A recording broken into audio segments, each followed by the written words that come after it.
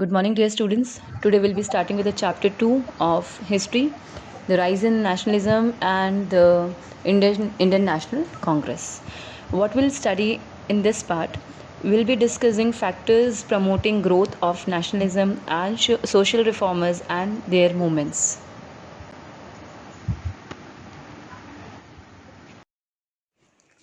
First, let's see what is nationalism. It is an ideology. Ideology means a thought of nation developing the feeling of unity of our country, need to do something for nation and have to give inputs for the growth of our nation. This feeling of nationalism was started after the revolt of 1857 when all the people came together unitedly for the nation, for their freedom, for their own identity.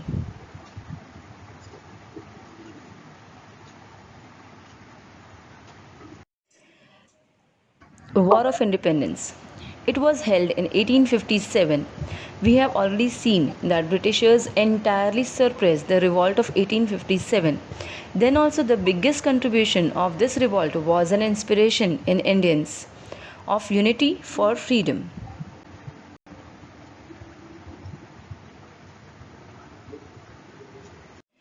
1857 revolt filled an inspiration of struggle for freedom among Indians.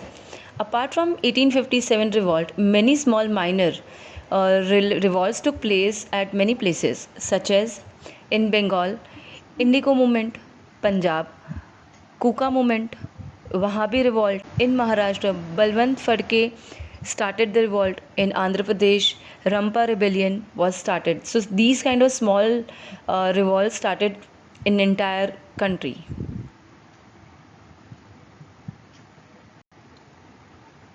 Next is social religious reform movements. It was started in India at the time when many backwardness was going on, such as caste system, child marriage, sati system. Such reforms attacked socially. In short, if India wants freedom, then India needs to stop these kind of injustice. So first step was to learn and stop these things internally. This was a big contribution to India that they were free now with these social attacks like child marriages, sati system, female infanticide, etc.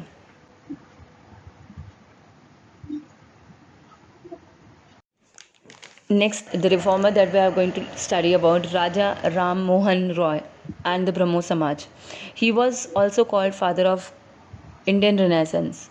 What is Renaissance? Basically, it is a word from Europe. Today we see Europe is a very advanced country, but at one time Europe was very backward. For example, many female were burnt alive as they were considered as a witch. For understanding more, you can just find out the witch hunting in Europe if you wanted.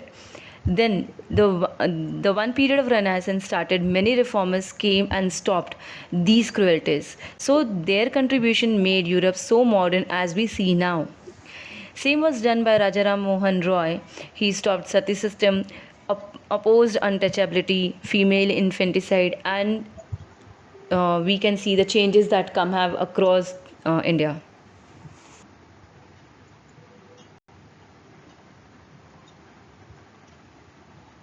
Brahmo Samaj. Rajaram Mohan Roy was the founder of Brahmo Samaj. He opposed to do idol worship, that is Murti Puja. He was totally opposed this Murti Puja, but he believed that we have only one God. He respected all the religions, though he was and Hindu, but he respected all the religions. He opposed blind faith of superstition. This wasn't very important because at that time superstitions were considered very widely, and he was one who's asked the people to oppose this blind faith and superstitions.